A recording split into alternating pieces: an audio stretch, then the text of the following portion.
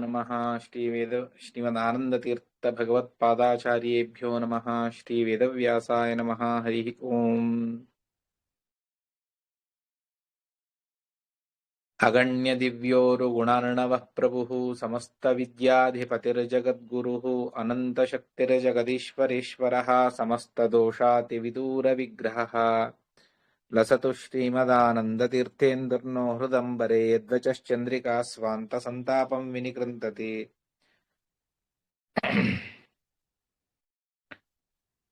श्रीमन्मध्वकृतान्तसन्ततकृतीः निर्मितात्यद्भुता सर्वेधित्यसतिर्हि तत्प्रवचनासक्त्या रमन्ते सोऽसौ श्रीजयतीर्थपूज्यचरणः स्वग्रन्थशक्तिं परामस्मिन् जन्मनि यावदायुरखिलां विघ्नान् निवार्यादिशेत्। नौमि न्यायसुधादिकृज्ये मुनीन् श्रीपादराट्सन्मणीन् व्यासार्यान् विविधागमाब्धिविहरान् श्रीवादिराजानपि वन्दे हंसवरान् रघुत्तमगुरून् वैदग्ध्यवरां निधीन् श्रीसत्यव्रतराघवेन्द्रं नीपान् सद्बोधसध्यानपान् सत्याभिनवजो वेदवेत्ता गुरुवर्पिता किलः सत्याधीशोऽवतमां निर्जिता शेषमायुभुत सत्यधीरकराब्जोत्तः ज्ञानवैराग्यसागरः सत्यज्ञानाख्यतरणिः स्वान्तध्वान्तं निकृन्ततु विद्यायां विबुधाचार्यं वेदज्ञानाब्धिचन्दिरं दुर्मतध्वान्तमार्ताण्डं सत्यध्यानमुनिं भजे।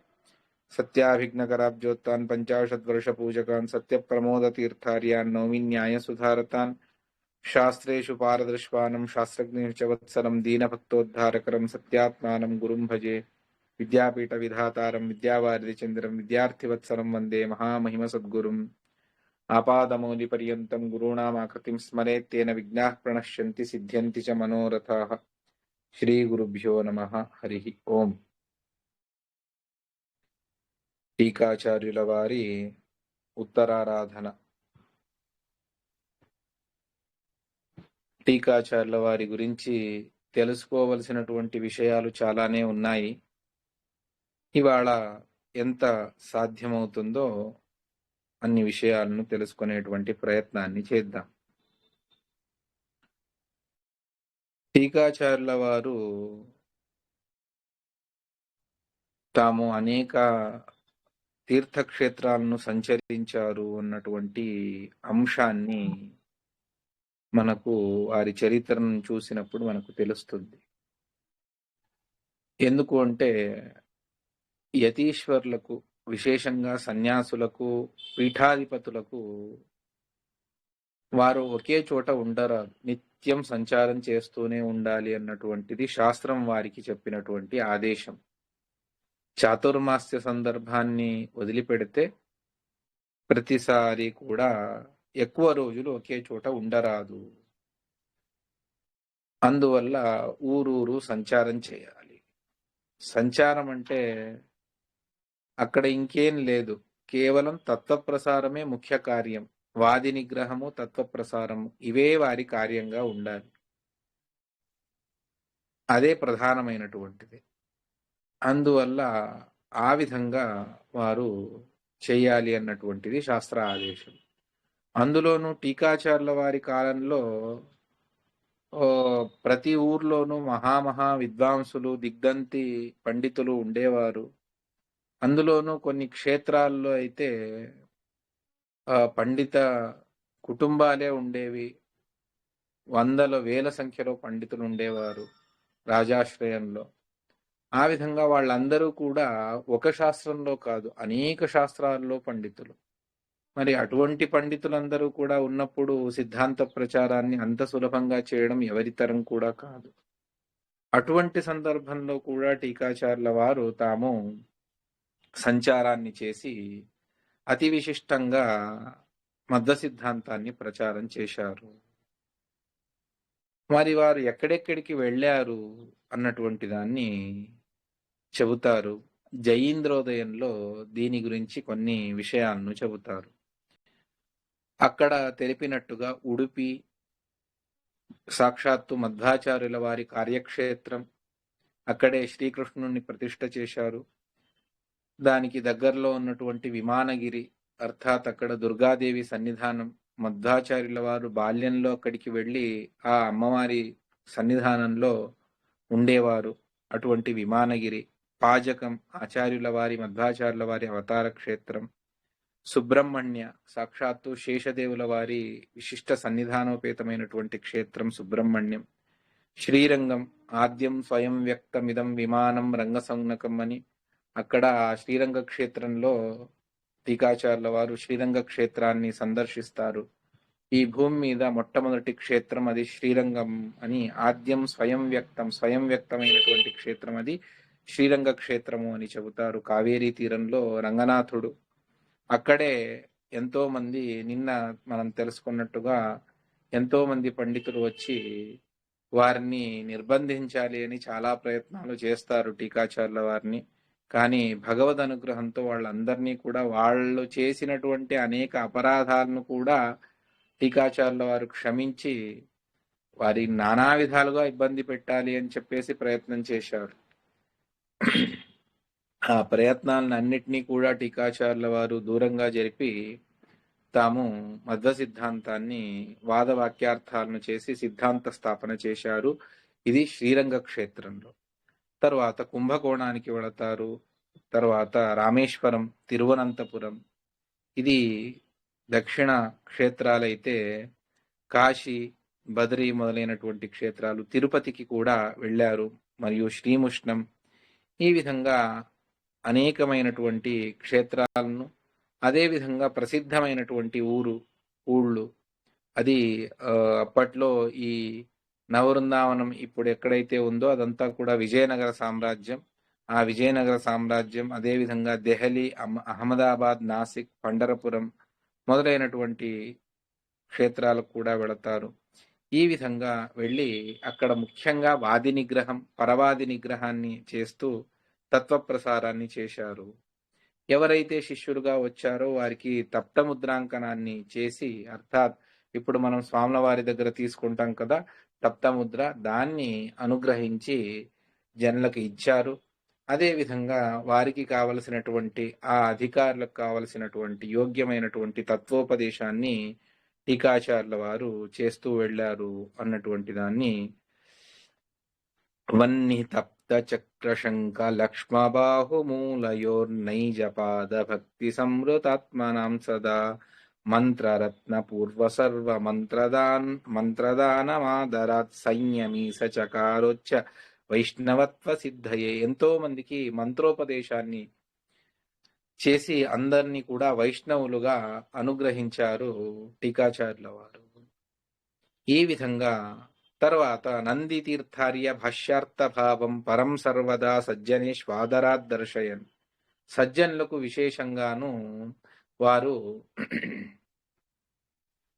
టీకాచార్యుల వారు అతి విశేషంగా భాష్యంలో ఉన్నటువంటి అర్థ విశేషాలను చెబుతూ ఉండేవారు. చెప్పి మధ్వాచార్యుల వారి శాస్త్రం యొక్క గొప్పతనాన్ని, మాహాత్మ్యాన్ని వివరించేవారు. ఈ విధంగా టీకాచార్యుల వారి సంచారం ఉండేది. ఈ విధంగా సంచారాన్ని చేసి కొంతమంది టీకాచార్యుల వారికి ఆ కాలంలో ఎలా ఉండేది అంటే గ్రంథాపహారాన్ని చేసేసేవారు. ఏదో విధంగా వీళ్ళను జయించాలి అన్నటువంటి సందర్భాలు ఉండేవి. అన్ని ఆటంకాలను కూడా టీకాచార్యుల వారు జయించి సమగ్రమైనటువంటి భారతాన్ని వారు ఆ కాలంలో సంచారం చేశారు. వీరికి ఎంతమంది ఎన్ని విధాలుగా ఇబ్బంది పెట్టినా వాళ్ళకేమీ అయ్యేది కాదట. భగవద్ అనుగ్రహంతో, మధ్వాచార్యుల వారి అనుగ్రహంతో అందరినీ జయించారు. ఎందుకు అంటే వాళ్ళ పేరులోనే ఆ విశేషమైనటువంటి మహిమ ఉన్నది. జయతీర్థ, వారికి ఎప్పుడు కూడా జయమే. వారిని ఆశ్రయించినటువంటి వారికే జయం ప్రాప్తిస్తుంది అంటే ఇక వారికి జయం ప్రాప్తించకుండా ఉంటుందా చెప్పండి. ఆ విధంగా వారు సంచారం చేశారు అని. ఆ సందర్భంలో ఒక వాదీంద్ర అన్నటువంటి ఒక విశిష్టమైనటువంటి వాది, అతడికి ఎవరు కూడా ఎదురు నిలబడేవారు కాదు. ఏదో విధంగా వారిని పరాభవానికి గురి చేసేసేటువంటి వ్యక్తి. అటువంటి వ్యక్తి టీకాచార్యుల వారి దగ్గరికి వచ్చి తాను టీకాచార్యుల వారితో వాదం చేస్తూ ఓడిపోతాడు.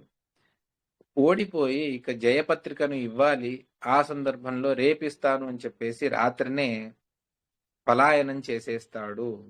ఆ విషయాన్ని కూడా చెబుతారు. ఇత్యాద్యైశ్చిత్రచర్యైర్యతివరమసహం సర్వదిక్షు ప్రసిద్ధో వాదీంద్రో వాదిశూరో విధృతజయపటః శీఘ్రమాయాద్విజేతుం సంప్రాప్తం తం స్వశిష్యై బహుభిరమలధీర్ ఐక్యవాదో న సిద్ధో మానాభావాదితిద్రాగవదదముసౌ మాన్యలోకైశ్చ మాన్యః. అతడు ఐక్యవాదాన్ని ముందుకు తీసుకువస్తే ఆ ఐక్యవాద విషయంలో ప్రమాణమే లేదు అని టీకాచార్యుల వారు అంటారు. ప్రత్యక్షము, అనుమానము, ఆగము ఏదీ కూడా లేదు అన్నటువంటి దాన్ని అతడితో వాక్యార్థాన్ని చేసి నిరాకరణ చేస్తే అతడు రాత్రికే వెళ్ళిపోతాడు. అతడి దగ్గర జవాబు లేదు, అందువల్ల వెళ్ళిపోతాడు. ఆ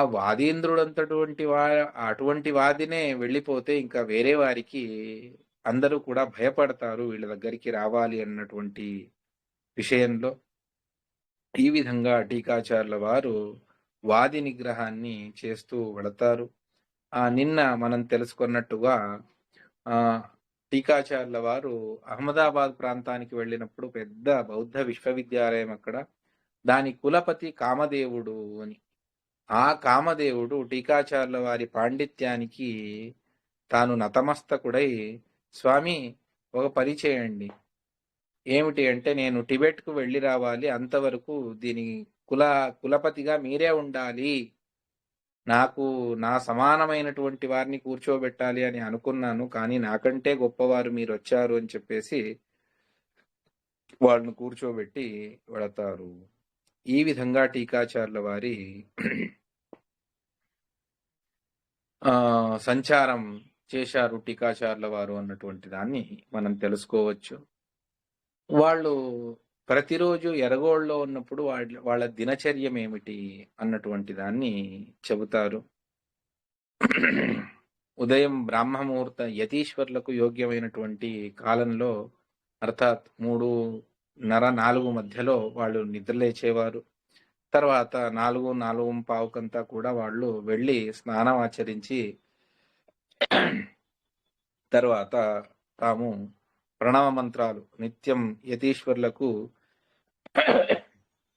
కనిష్టం 3000 వాళ్ళు ప్రణవ మంత్రాన్ని జపించాలి. 3000, 5000, 10,000 వరకు కూడా వాళ్ళు జపం చేయాలి అన్నటువంటి దాన్ని. ఆ విధంగా మహామంత్రములు, కేవలం ప్రణవం మాత్రమే కాదు, అష్టమహామంత్రములు, అది కాకుండా వరాహ, నరసింహ, కృష్ణ, వేదవ్యాస, హయగ్రీవ, ధన్వంతరి మొదలైనటువంటి విశిష్టమైనటువంటి మంత్రాలను ఆచార్యుల వారు తంత్రసార సంగ్రహంలో ఇచ్చి వెళ్ళారు. అటువంటి ఆ మంత్రాలను ప్రతిరోజు జపించాలి అని. అవి 72 మంత్రాలు ఉన్నాయి. అటువంటి మంత్రాలను జపం చేసిన తర్వాత జపానికి తగ్గట్టుగా అర్ఘ్యం ఉంటుంది. అదే విధంగా అది అర్ఘ్యము లేకపోతే తర్పణము అని. తర్వాత భగవంతుడి పూజను ఆరంభించి నిర్మాల్యం వరకు కూడా పూజ చేయాలి. తరువాత శిష్యులకు మంత్రోపదేశం, వారికి పాఠం ఇవన్నీ కూడా చెప్పి వచ్చినటువంటి భక్తులకు తప్తముద్రాధారణ ఇవన్నీ కూడా చేయించాలి. ఇది సూర్యోదయం తర్వాత శిష్యులకు పాఠం ప్రారంభిస్తే మధ్యాహ్నం వరకు కూడా పాఠం చెప్పేవారు. తరువాత మళ్ళీ మధ్యాహ్నం స్నానానికి వెళ్ళి అప్పుడు భగవంతుడి విశేషంగా పూజ, మహాపూజనంతా కూడా చేసి తర్వాత శిష్యులు తెచ్చినటువంటి దాన్ని భోజనం చేసేవారు. చెప్పాను యావనాళాదు వాసాన్ని, జొన్న దాని నూక అటువంటి దాన్ని తీసుకువచ్చి దాన్నే శిష్యులు వండి పెట్టేవారు, దాన్ని తినేవారు అంతే. అది తప్ప ఇంకా దాంట్లో ఇంకేమీ లేదు.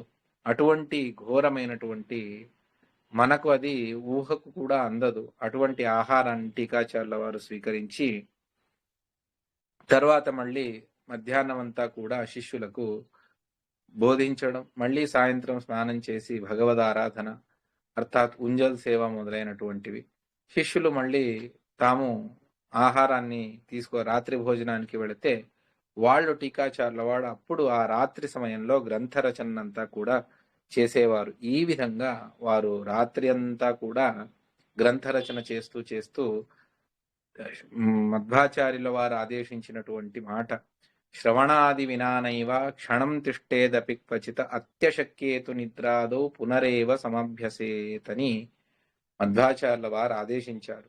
శ్రవణం, నిరంతరం శాస్త్రశ్రవణం, దాని మననం, చెప్పినటువంటి దాన్ని ఆవృత్తి చేసుకుంటూ ఉండడం ధ్యానం. శ్రవణ మనన నిధిధ్యాసనాలను వదిలిపెట్టి ఒక్క క్షణం కూడా ఉండరాదు.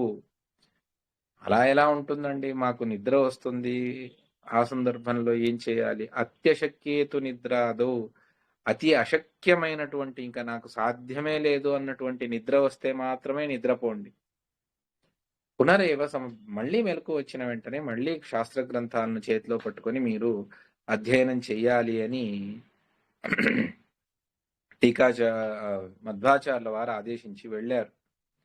అందువల్ల ఆ ఆదేశాన్ని తూచా తప్పకుండా మన పరంపరలో మహానుభావులు, జ్ఞానివరేణ్యులు అందరూ కూడా పాటిస్తూ వచ్చారు. అటువంటి ఆ పరంపరలో వచ్చినటువంటి టీకాచార్యుల వారు, వాళ్లకు నిద్ర అన్నటువంటిదే లేదు. నిద్ర లేకుండా సమగ్రమైనటువంటి, వారు నిద్రపోకుండా గ్రంథాలను ఇచ్చినందువల్లే ఇప్పుడు మనం కాస్త గ్రంథాలను మనం వినగలుగుతూ ఉన్నాం మహానుభావులు వారి నోటి నుండి. అటువంటి అద్భుతమైనటువంటి తపస్సును చేస్తూ గ్రంథ రచన, ఇది పెద్ద తపస్సది. తద్ధి తప స్వాధ్యాయ ప్రవచనే ఏవేతి నాకోమౌద్గల్య తద్ధి తప అని చెబుతారు. శాస్త్ర ప్రవచన పాఠ ప్రవచనములే పెద్ద తపస్సు, దానికంటే పెద్ద తపస్సు ఇంకొకటి లేదు అని చెబుతారు. మధ్వాచార్యుల వారే ఆదేశిస్తారు, అదే పెద్ద తపస్సు, దానికంటే పెద్ద తపస్సు లేదు. ఎవరైనా ఉపదేశకులు ఉంటే, సత్శాస్త్రములను వారు ఉపదేశం చేస్తూ ఉన్నారు అంటే, మన మిగిలిన అన్ని కార్యక్రమాలను సంక్షేపం చేసుకుని వాళ్ళ దగ్గర మనం వింటూ ఉండాలి.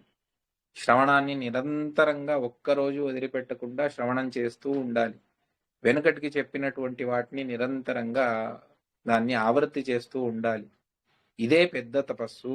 దాని తర్వాతే మిగిలిన అన్ని తపస్సులు కూడా దాని తర్వాతనే. అందువల్లనే టీకాచార్యుల వారు అటువంటి తపస్సును తాము చేయడమే కాదు, తమ శిష్యులకు కూడా చేయమని ఆదేశించి టీకాచార్యుల వారు ఆచార్యుల వారి క్రమాన్ని పరిపూర్ణంగా తాము పరిపాలన చేశారు అన్నటువంటిగా. టీకాచార్యుల వారి గ్రంథాలకు ఎన్ని గ్రంథాలు అన్నటువంటి విషయాలను మనం తెలుసుకున్నాం. స్వతంత్ర గ్రంథాలు 3, ఒకటి ప్రమాణ పద్ధతి, వాదావళి, పద్యమాల. ఆ పద్యమాల మిగిలినవన్నీ కూడా టీకాచార్యుల వారి గ్రంథాలు వచన ప్రసూనమాల, వచనములనేటువంటి పుష్పములతో భగవంతుడికి ఒక మాలను వేసి సమర్పణ చేశారు. కానీ ఈ పద్యమాల మాత్రం పద్య రూపమైనటువంటి మాలను భగవంతుడికి సమర్పణ చేశారు. పూజా విధానాన్ని ఏ విధంగా చెయ్యాలి అన్నటువంటి దాన్ని పద్యమాల కృతిలో వాళ్ళు నిరూపణ చేశారు. అర్థాత్ మధ్వాచార్యుల వారు తంత్రసారంలో చెప్పినటువంటి విషయాలనే ఆవాహన క్రమం, పూజా క్రమం అన్నీ కూడా చాలా విశేషంగా చెప్పారు. సరే, దీన్ని అన్నిటినీ వాక్య రూపంలో చేసినటువంటి టీకాచార్యుల వారు దీన్ని ఎందుకు పద్య రూపంలో చేశారు అంటే, వాళ్లే చివరిలో ఒక మాటను చెబుతారు, పద్యపాఠే మనుష్యాణం శ్రమో నాతి భవేదితి. పద్యాన్ని పఠనం చేస్తూ ఉన్నప్పుడు శిష్యులకు ఎక్కువ శ్రమ అవ్వదు, అందువల్ల సరాగంగా శ్లోకాలను నోటికి వచ్చేస్తే వాటిని పాడుకుంటూ ఉంటారు, దాని ద్వారా ఇదంతా కూడా బాగా తెలుస్తుంది అని చెప్పి ఈ విధంగా నేను చేశాను అని పద్యమాల యొక్క విశేషమైనటువంటి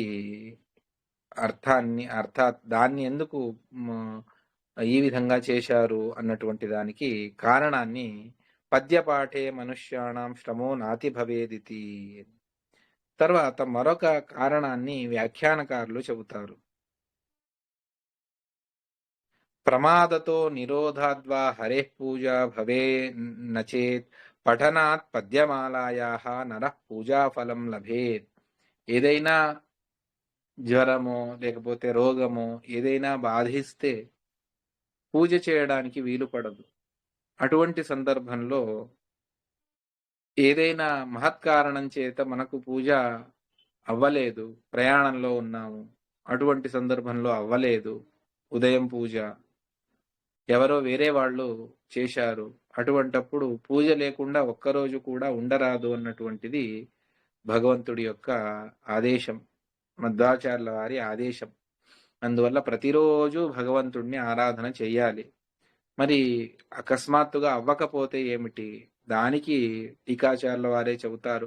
ప్రమాదతో నిరోధాద్వా, ప్రమాదం వల్ల ఇంకేదో అడ్డంకులు వచ్చి భగవంతుడి పూజ జరగకపోతే పఠనాత్ పద్యమాలాయాః నరః పూజాఫలం లభేత్. ఈ పద్యమాల దాన్ని ఒకసారి భక్తితో పఠనం చేసినంత మాత్రం చేత అతడికి పూజా ఫలితం లభిస్తుంది అని టీకాచార్యుల వారు చెబుతారు. చూడండి ఎంత విశిష్టమైనటువంటి గ్రంథం. ఆ సమగ్రమైనటువంటి పద్యమాలను పఠనం చేస్తే మనకు పూజా ఫలితం లభిస్తుంది అని చెబుతారు.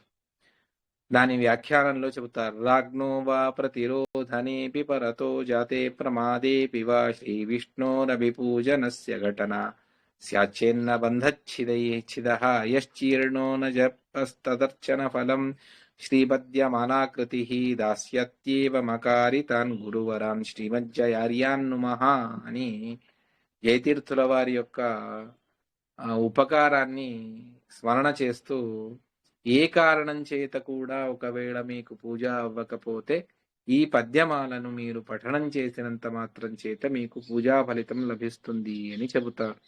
అటువంటి దివ్యమైనటువంటి కృతి టీకాచార్యుల వారి ఈ పద్యమాల అని.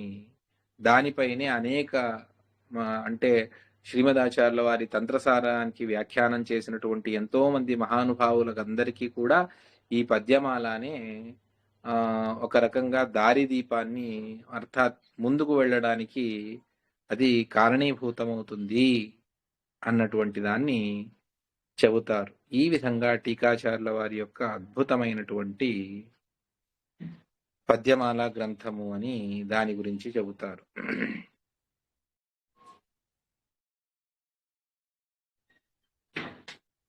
టీకాచార్యుల వారి గ్రంథ విశేషాలను ఎంతో మంది వర్ణన చేశారు.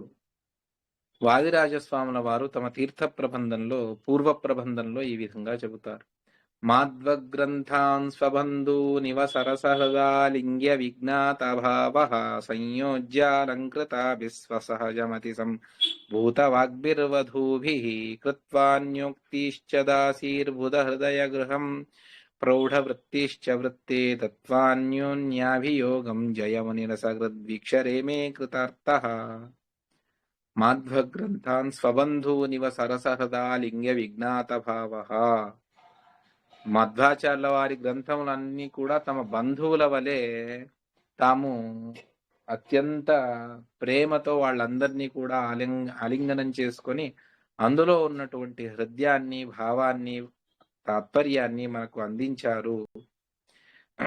ఏ విధంగా అంటే ఇద్దరు వధూవరులను సంయోగం చేస్తే ఏ విధంగా ఉంటుందో ఆ విధంగా మధ్వ గ్రంథాలను, టీకాచార్యుల వారి గ్రంథాలను చేస్తే ఆ విధంగా ఉంటుంది అన్నటువంటి అంశాన్ని మనకు చెబుతారు వాదిరాజస్వాముల వారు. ఈ విధంగా ఒక్కొక్కరు కూడా టీకాచార్యుల వారిని ఒక్కొక్క దివ్యమైనటువంటి క్రమంలో టీకాచార్యుల వారిని వర్ణన చేశారు. అదేవిధంగా ఎంతో మంది దాసవరేణ్యులు టీకాచార్యుల వారిని వర్ణన చేశారు. దాన్ని విజయ విఠల అర్థాత్ విజయదాసుల వారు ఒక క్రమంలో, అర్థాత్ టీకాచార్యుల వారి మీద అనేక కృతులను వాళ్ళు రచన చేశారు. అందులో సారి భజిసిరో టీకరాయరాంఘ్రియ ఘోరపాతకాంబుదియ దూరం పారమాళ్పరా. అతి ఘోరమైనటువంటి పాపాలు మనకు ఏదైనా ఉంటే దాన్ని టీకాచార్యుల వారి సేవను చేస్తే అవన్నీ కూడా దూరం అవుతాయి. ఎటువంటి వారు టీకాచార్యుల వారు అంటే మోద తీర్థరా మతవ సాధిసూవరా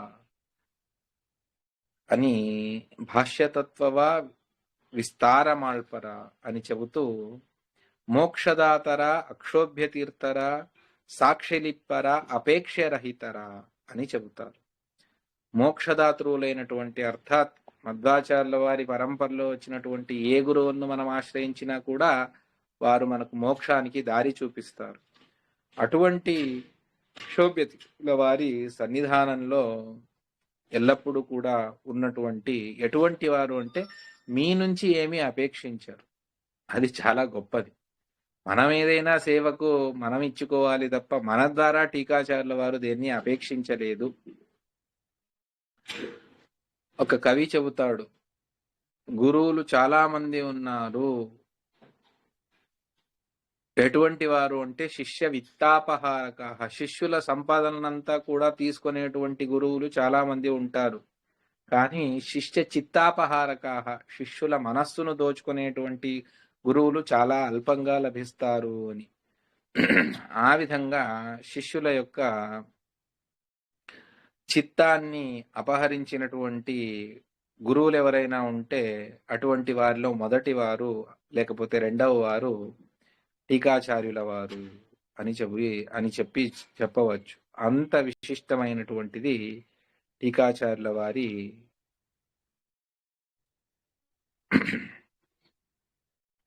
స్థానము అని.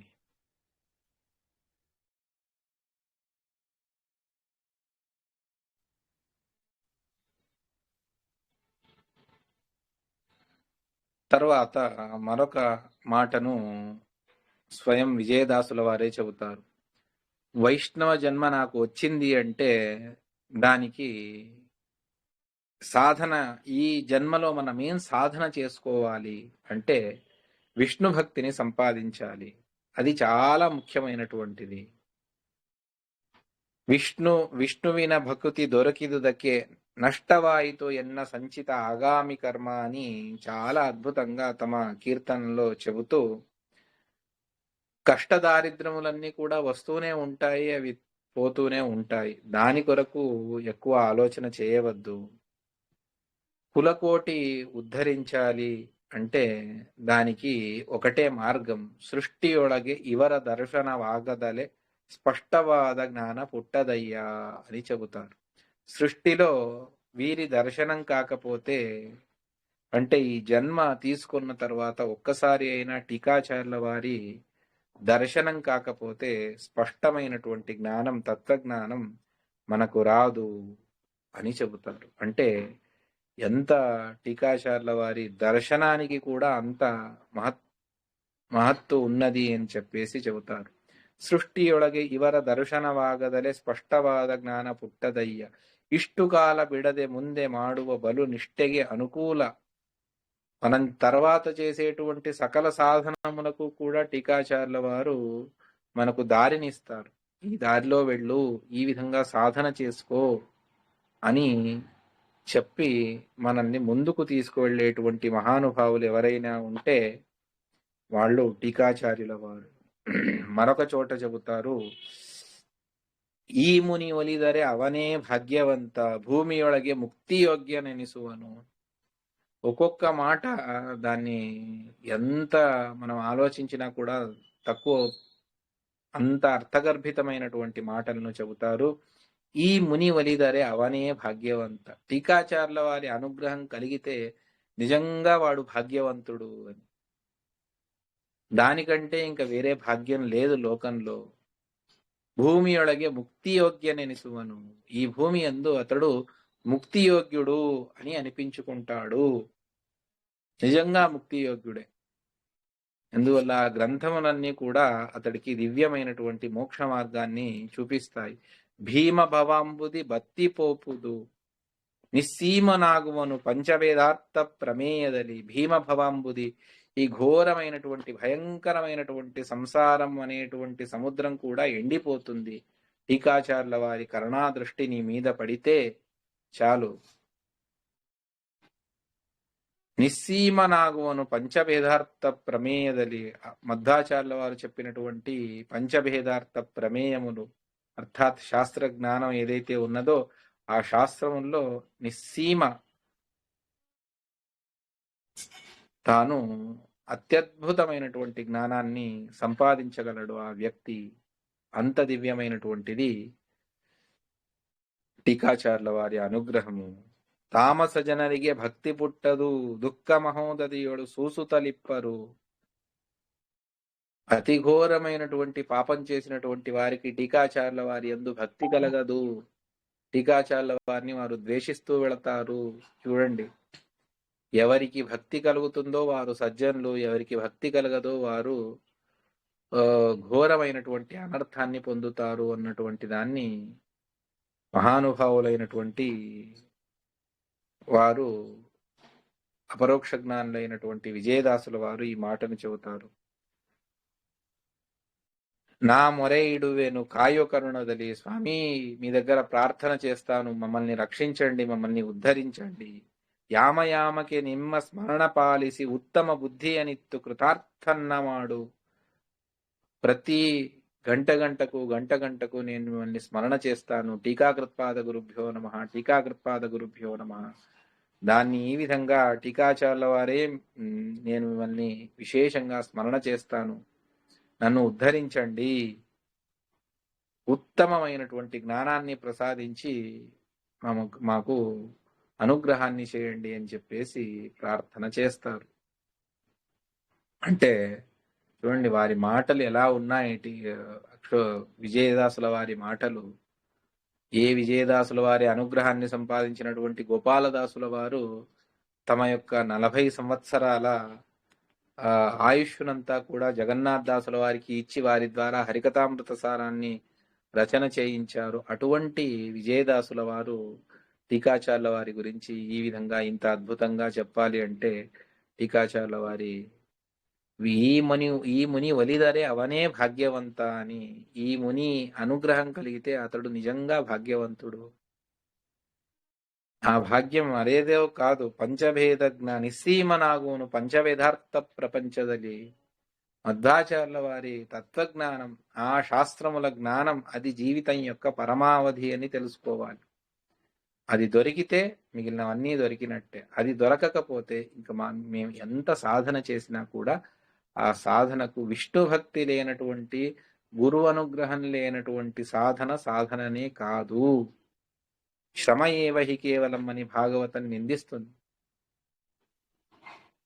మీరు చేసేటువంటి ప్రతి ఒక్క కర్మలో విష్ణుభక్తి మీకున్నదా, అది సార్థకం. అది లేదా మీరు ఎంత శ్రమపడ్డా, ఎన్ని పనులను చేసినా కూడా, ఎన్ని రామకోటి రాసినా, ఎన్ని పద్యాలను పాడినా కూడా విష్ణుభక్తి లేకపోతే అదంతా కూడా వ్యర్థమే. అటువంటి ఆ విష్ణుభక్తి, పంచవేదార్థ జ్ఞానం కావాలి అంటే టీకాచార్ల వారి అనుగ్రహం మనకు కావాలి అని చెబుతారు.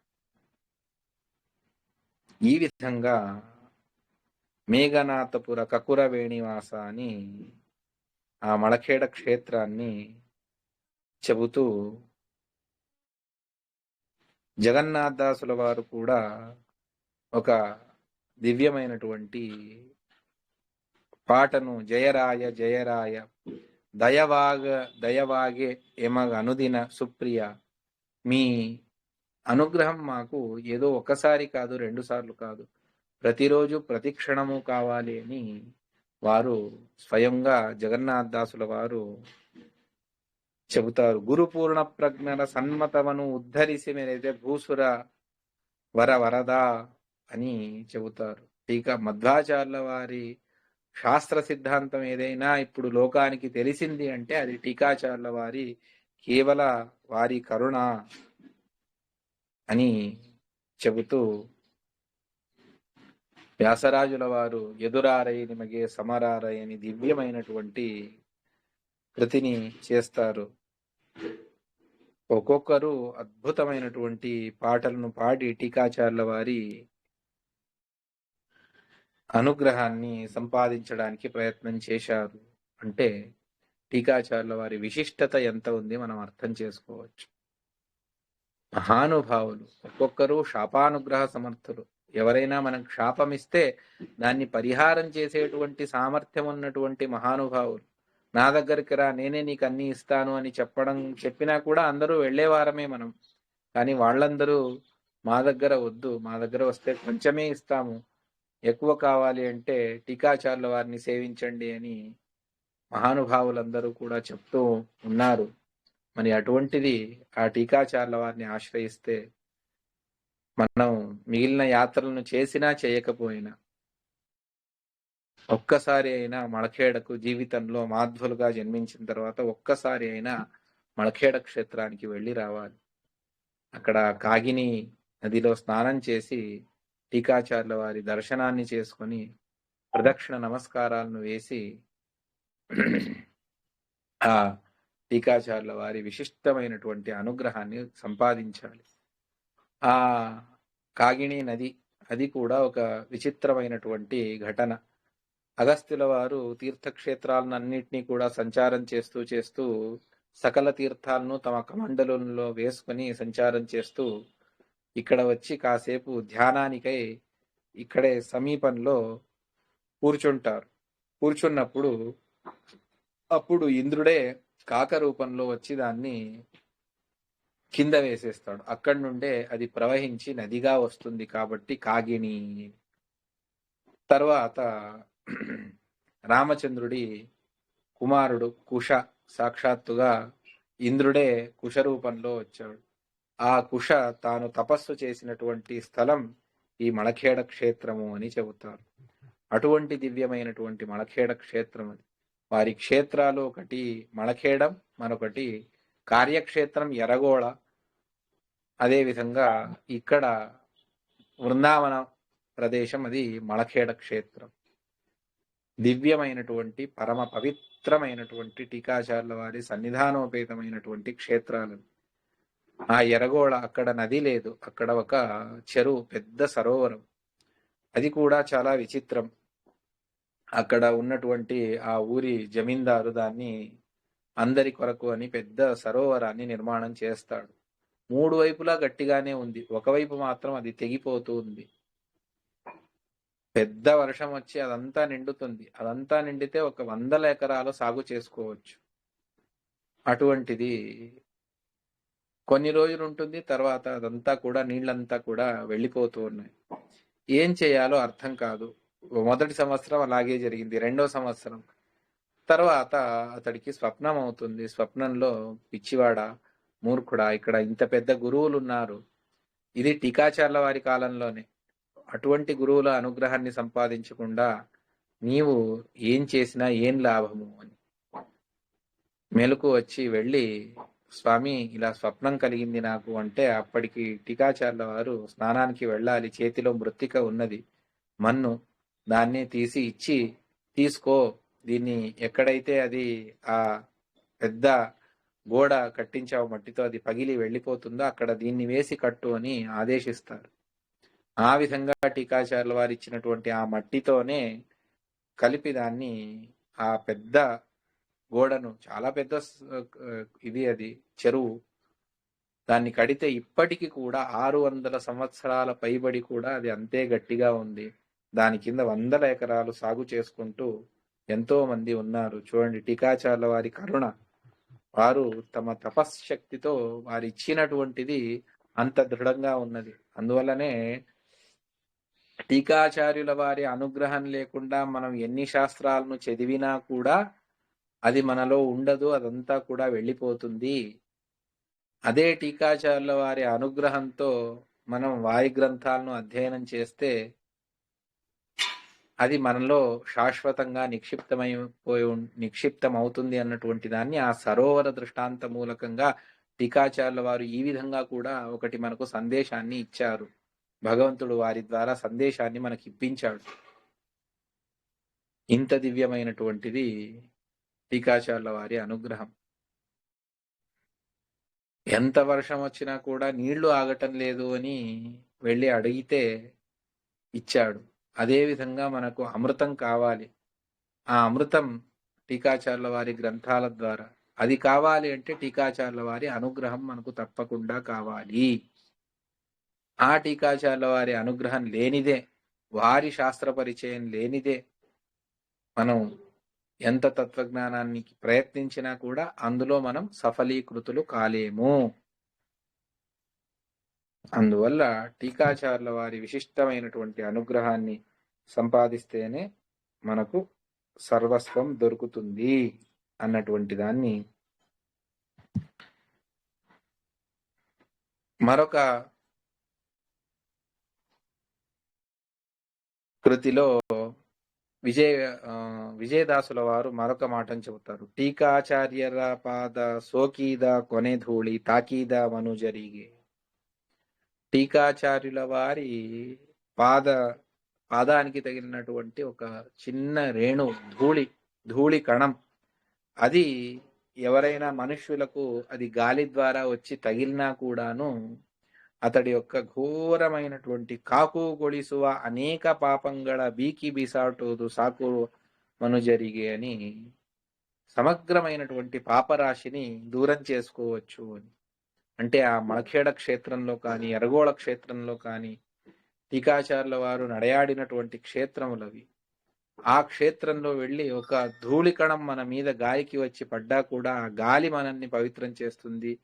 అక్కడ ఉన్నటువంటి ఆ వాతావరణం మనల్ని పవిత్రం చేస్తుంది. అంత దివ్యమైనటువంటివి రెండు క్షేత్రాలు. అందువల్లనే మన సత్యాత్మ తీర్థ స్వాముల వారు కూడా వారు పూర్వారాధనకు ఎరగోళకు వెళతారు. చాలా కష్టం. అది కొండపైన ఉన్నటువంటి పెద్ద ఇది. అక్కడ గుహకు వెళ్ళి అక్కడ టీకాచార్యుల వారిని పూజ చేయాలి. తర్వాత మరొక చోట రామచంద్ర తీర్థులు, విద్యానిధి తీర్థులు ఉండేటువంటిది.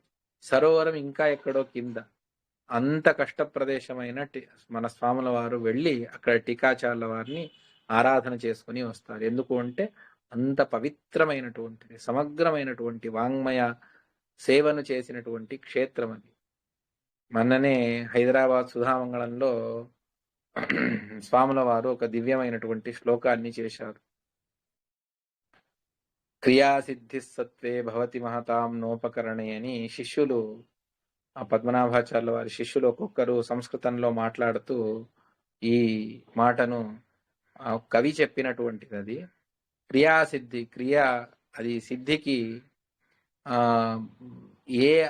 ఎన్ని ఆటంకాలు వచ్చినా కూడా, ఏ సాధనములు లేకున్నా కూడాను మహాత్ములు దాన్ని సాధించి చూపిస్తారు అన్నటువంటిది. క్రియాసిద్ధి సత్వే భవతి మహతాం నోపకరణే. ఏ సాధనములు లేకపోయినా కూడా మహానుభావులు సాధిస్తారు అని. ఆ ఎరగోళ గుహంలో అక్కడ ఏ సాధనములు లేవు, చిమ్మ చీకటిగా ఉంటుంది. అవును, ఇంకేదైనా అనుకో, ఏమీ లేదు. చుట్టూ సర్పమయం. వెనుకటికి పెద్ద సర్పం. ఆ సర్పం అది ఎప్పుడూ అక్కడే ఉండేది, టీకాచార్యుల వారికి సమీపంలోనే. ఆ విధమైనటువంటి స్థానంలో కూర్చొని తాను, అర్థాత్ టీకాచార్యుల వారు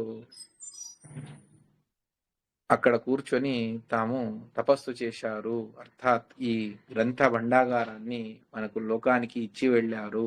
క్రియాసిద్ధి ఇది చెయ్యాలి అని మధ్వాచార్యుల వారి ఆదేశం. ఈ ఎన్ని కష్టాలు వచ్చినా కూడా వాళ్ళు ఓర్చుకొని మనకు దివ్యమైనటువంటి తత్వజ్ఞానాన్ని ప్రసాదించారు అన్నటువంటి దాన్ని మన సత్యాత్మ తీర్థుల వారు శ్లోక రూపంలో చెప్పారు. క్రియాసిద్ధి సత్వే భవతి మహతాం నోపకరణి అన్నటువంటి దాన్ని. ఆ విధంగా ఎరగోళ క్షేత్రము, అది కూడా జీవితంలో ఒకసారి దర్శనం చేసుకోవాలి. అంత దివ్యమైనటువంటి క్షేత్రం ఒకటి ఎరగోళ, మరొకటి వారు వృందావన ప్రవేశం చేసినటువంటి మళఖేడ క్షేత్రం. మళఖేడ అన్నటువంటిది మాన్యఖేట అని దానికి పేరు. కుషరాయలు, అర్థాత్ కుషుడు తపస్సు చేసినటువంటి తపోభూమి అని చెబుతారు. అటువంటి ఆ తపోభూమి యందు మన పరంపరలో వచ్చినటువంటి ఆ టీకాచార్యుల వారి గురువులు అక్షోభ్య తీర్థుల వారి వృందావనం అక్కడే ఉన్నది. మధ్యలో ఒకవైపు అక్షోభ్య తీర్థుల వారు, మధ్యలో టీకాచార్యుల వారు, వారికి ఎడమ వైపున రఘునాథ తీర్థుల వారు అని ముగ్గురు కామధేను, చింతామణి, కల్పవృక్షం వలె అక్కడ ఉన్నారు. అటువంటి క్షేత్రం అది. ఆ క్షేత్రంలోనే టీకాచార్యుల వారు తాము వృందావన ప్రవేశాన్ని చేసినటువంటి ప్రదేశం అది. ఇప్పుడిప్పుడే ఎన్నో వార్తలు వేరేవి వస్తూ ఉన్నాయి. అవేవి కాకుండా మన ప్రాచీనమైనటువంటి సంప్రదాయం, మహానుభావులందరూ కూడా సందర్శించినటువంటి ప్రదేశం అది మళఖేడ క్షేత్రము. ఆ మళఖేడ క్షేత్రంలో టీకాచార్యుల వారు బృందావన ప్రవేశాన్ని చేస్తారు అన్నటువంటి దాన్ని చెబుతారు. ఈ టీకాచార్యుల వారి శిష్యులు కొంతమంది ఉన్నారు. వారెవరు అంటే, నిన్న మనం తెలుసుకున్నట్టుగా ఒకరు సాక్షాత్తుగా విద్యాధిరాజ తీర్థులు అని. వారి ద్వారానే ఆ వారి దగ్గరే సమగ్రమైనటువంటి శాస్త్రాలను అధ్యయనం చేసి వారి ద్వారానే ఆశ్రమాన్ని స్వీకరించినటువంటి మహానుభావులు. వారు విష్ణు సహస్రనామాలకు, భగవద్గీతకు మధ్వాచార్యుల వారి భాష్యక్రమానుసారంలో వారు వ్యాఖ్యానాన్ని చేశారు. వారొకసారి భీమా తీరంలో ఉండగా సాక్షాత్తు గంగాదేవి దర్శనాన్ని పొందినటువంటి మహానుభావులు విద్యాధిరాజ తీర్థుల వారు అని, మరొకరు అణుజయ తీర్థ విజయ, బృహజ్జయ తీర్థ విజయ మొదలైనటువంటి గ్రంథాలను రచన చేసినటువంటి వ్యాసతీర్థుల వారు ఉపనిషద్ భాష్యాలకు విశిష్ట క్రమంలో వ్యాఖ్యానాన్ని, అంటే టీకాచార్యుల వారు మాత్రమే కాదు, వారి పరంపరలో వచ్చినటువంటి వారు కూడా గ్రంథాలను రచన చేసినటువంటి మహానుభావులు ఉన్నారు. ఆ వ్యాసతీర్థుల వారు 8 ఉపనిషత్తు, టీకాచార్యుల వారు 2 ఉపనిషత్తులకు మాత్రమే, ఈశావాస్య, షట్ప్రశ్న రెండింటికి మాత్రం రాస్తే మిగిలిన అన్ని కేన, కాటక మొదలైనటువంటి వాటికి అన్నింటికి కూడా ఈ వ్యాసతీర్థుల వారు వ్యాఖ్యానాలను చేశారు. అందరూ కూడా తర్వాత వచ్చినటువంటి వారి ఎంతో మంది మహానుభావులందరూ కూడా వ్యాసతీర్థుల వారు ఈ విధంగా చెప్పారు అని ఉపనిషద్ భాష్యంలో వ్యాఖ్యానం చేసేటప్పుడు వ్యాసతీర్థుల వారిని స్మరించుకునే వారు ముందుకు వెళతారు. ఈ విధంగా అదేవిధంగా మహాభారత తాత్పర్య నిర్ణయ గ్రంథానికి భారత భావపంచిక అన్నటువంటి గ్రంథాన్ని, అదేవిధంగా తంత్రసారానికి కూడా వీరు వ్యాఖ్యానాన్ని చేశారు అన్నటువంటిది ప్రతీతి. ప్రమాణమాలిక అన్నటువంటి మరొక గ్రంథాన్ని వీరు రచన చేశారు అని చెప్పేసి, వీరి బృందావనం కూడా టీకాచార్యుల వారి ఆ మళఖేడ క్షేత్రంలోనే వీరి బృందావనం కూడా ఉన్నది. అటువంటి మహానుభావులు వ్యాసతీర్థులు అని చెప్పేసి వారు. తర్వాత మాదనూరు విష్ణుతీర్థులు అని వారు అంటే వెనకటి జన్మలో టీకాచార్యుల వారి శిష్యులు అన్నటువంటిది కూడా ఒక ప్రవాదం ఉన్నది. అటువంటి వారు. తర్వాత శ్రీనివాసాచార్యులు అని గృహస్థ శిష్యులు. వారి గురించి ఎక్కువగా ప్రసిద్ధి లేదు, కొన్ని గ్రంథాల్లో ఉల్లేఖం చేశారు. తారతమ్య స్తోత్రానికి వారు ఒక దివ్యమైనటువంటి వ్యాఖ్యానాన్ని చేశారు శ్రీనివాసాచార్యుల వారు. తారతమ్యం మన మధ్వ సిద్ధాంతంలో ఆచార్యుల వారు చెబుతూ తారతమ్యాన్ని, దేవతా తారతమ్యాన్ని అవశ్యంగా తెలుసుకోవాలి అన్నటువంటి దాన్ని, ఆ తారతమ్యం మీద అనేక గ్రంథాలు ఉన్నాయి. తారతమ్య స్తోత్రము అన్నటువంటి దానికి వ్యాఖ్యానాన్ని చేసినటువంటి మహానుభావులు ఈ శ్రీనివాసాచార్యులు అని చెప్పేసి. తర్వాత ఎంతో మంది టీకాచార్యుల వారి అనుగ్రహాన్ని, సేవను చేసుకున్నటువంటి మహానుభావులు ఎంతో మంది ఉన్నారు. అటువంటి వారందరికీ కూడా టీకాచార్యుల వారు అనుగ్రహాన్ని చేస్తారు. అదేవిధంగా గుర్జాలాచార్యుల వారు అని వెనుకటి శతమానంలో ఉన్నటువంటి మహానుభావులు. ఆ గుర్జాలాచార్యుల వారు ఒక టీకాచార్యుల వారి దీని మీద ఒక మంగళాష్టకాన్ని వారు రచన చేశారు. చాలా దివ్యమైనటువంటిది ఆ మంగళాష్టకం కూడాను. చింద్యా శ్రీ జయన కిరాట్ మమదయ వజ్రేణ పాపాచలం అని అందులో వస్తుంది. అది వారు రచన చేసినటువంటి గుర్జాలాచార్యుల వారు అని చెప్పేసి వారు చెప్పినటువంటిది టీకాకృత్పాదుల వారి మంగళాష్టకం. చాలా అద్భుతమైనటువంటిది.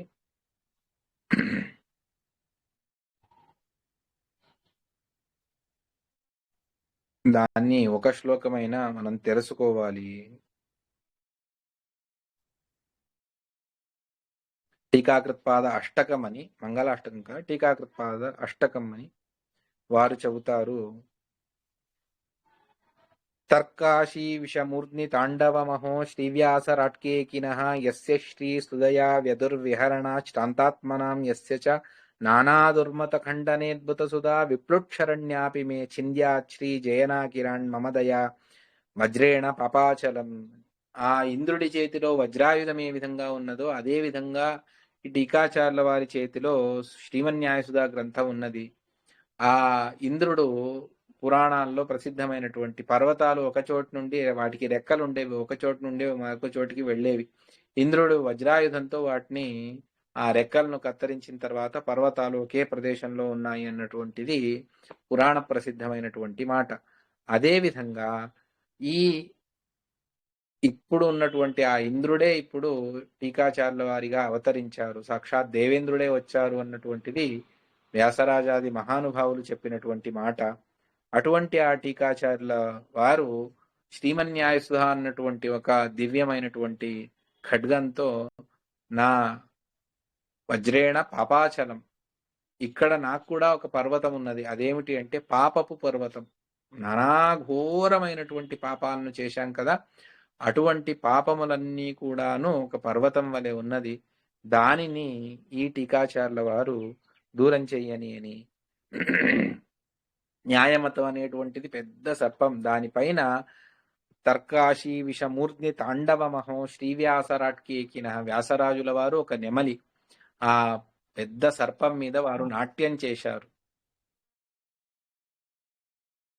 తర్కాశీ విషమూర్ధ్ని తాండవమహో, అదే తర్కతాండవంగా మనకు వచ్చింది. మొన్న దాని పరీక్షను కూడా స్వాముల వారి దగ్గర ఇవ్వడం జరిగింది, చిరంజీవి మధ్వనాథ. అటువంటి అది ఆ వ్యాసరాజుల వారికి అంత సామర్థ్యం ఎక్కడి నుండి వచ్చింది అంటే యస్య శ్రీ సుధయా వ్యతుర్విహరణ శ్రాంతాత్మనామ్యస్య చ, సమగ్రమైనటువంటి శ్రీమన్యాయసుధా గ్రంథాన్ని అధ్యయనం చేస్తే దానివల్ల ఎటువంటి ఫలితాన్ని అయినా కూడా మనం పొందవచ్చు అన్నటువంటిది స్వయంగా వ్యాసరాజుల వారే ఒక నిదర్శనం. కేవలం అంత మాత్రం కాదు, నానా దుర్మత ఖండనే అద్భుత సుధా విప్లుక్షరణ్యాపిమే, అందులో ఇంత వాక్యార్థం చేస్తూ చేస్తూ ఇంకా అయిపోయింది మన పరిస్థితి అన్నప్పుడు ఒక్క సుధాపంక్తి ఇలా మనకు వచ్చింది అంటే మళ్ళీ పుంజుకొని పరవాదులను నిగ్రహించవచ్చు. వ్యాసరాజులంతటి వ్యాసరాజుల వారు చెబుతారు, టీకాచార్యుల వారి వాక్యం ద్వారా నేను ఇదంతా కూడా చేశాను అని తర్కతాండవంలో, చంద్రికా గ్రంథంలో, న్యాయామృతంలో చెబుతారు అంటే ఎంత అద్భుతమైనటువంటిది. ఇటువంటి ఈ అష్టకం చాలా అద్భుతంగా ఉన్నది. అటువంటి అష్టకాన్ని ఇత్యేతద్ గురజాల బాల రచితం భక్త్యా పఠన్నాష్టకం కాగిన్యాముదయే విధాయ విధివత్ స్నానం నమన్ మాధవం. అక్కడ ఏ విధంగా టీకాచార్యుల వారిని సేవ చేయాలి అని చెబుతారు.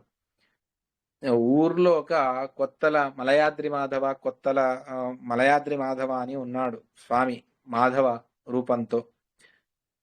ఉదయం లేచి ఈ అష్టకాన్ని పఠనం చేస్తూ కాగినీ నదిలో స్నానం చేసి తర్వాత మాధవుణ్ణి నమస్కారం చేసుకొని దాని తర్వాత కోట, పెద్ద కోట ఉండేది, ఇప్పుడంతా పాడుబడిపోయింది.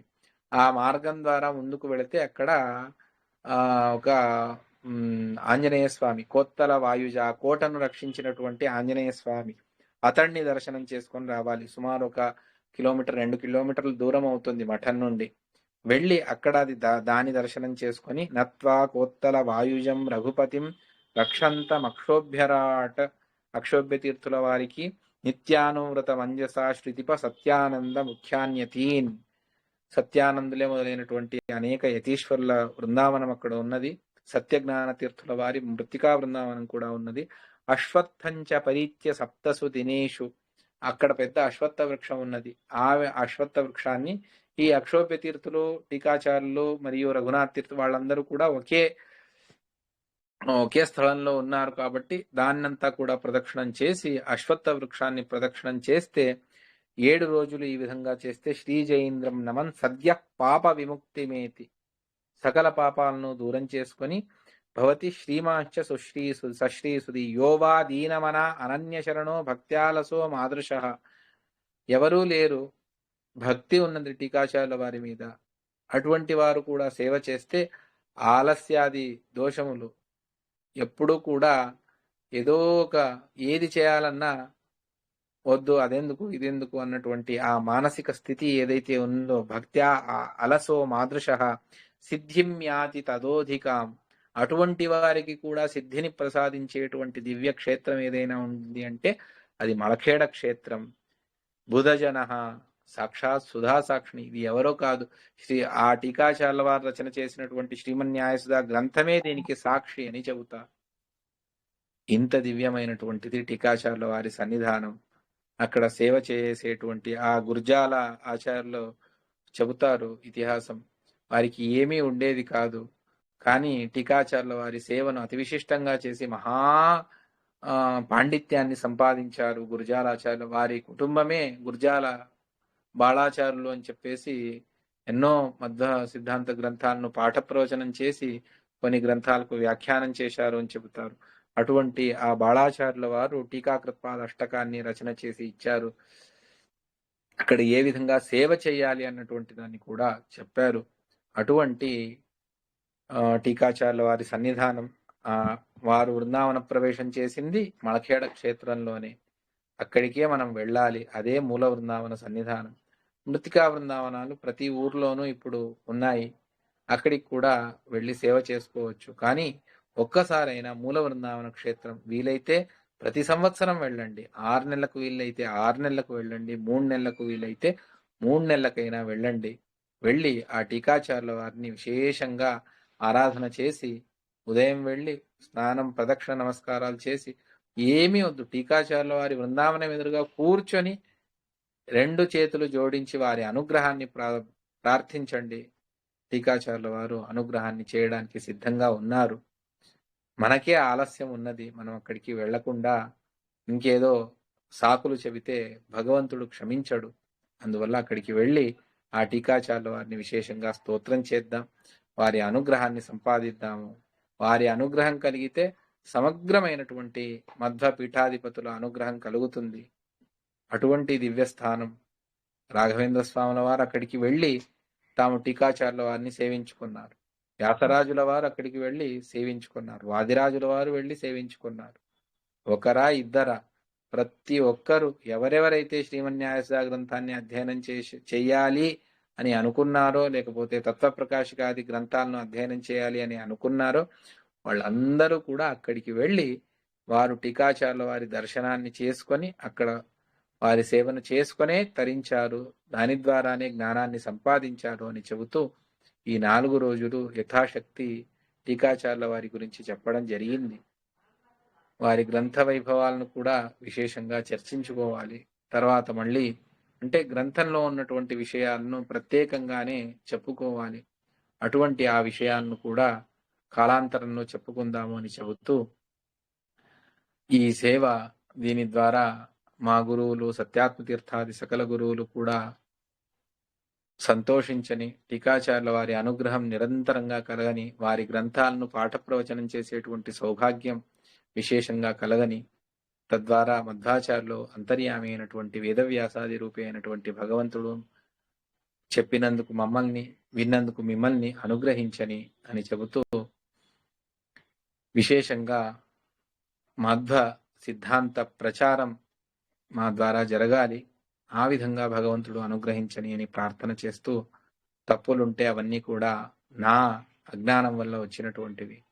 ఏదైనా గుణములుంటే అది గురువుల అనుగ్రహంతో వచ్చినటువంటిది అని చెబుతూ, దీని ద్వారా భగవంతుడు ఇతోప్యతిశయంగా అనుగ్రహాన్ని చెయ్యని అని ప్రార్థన చేస్తూ, శ్రీకృష్ణార్పణమస్తు. కాయేన వాచా మనసా ఇంద్రియైర్వ బుద్ధ్యాత్మనా వా అనుసృత స్వభావం కరోమి యద్యత్ సకలం పరస్మై నారాయణాయేతి సమర్పయామి. శ్రీకృష్ణార్పణమస్తు.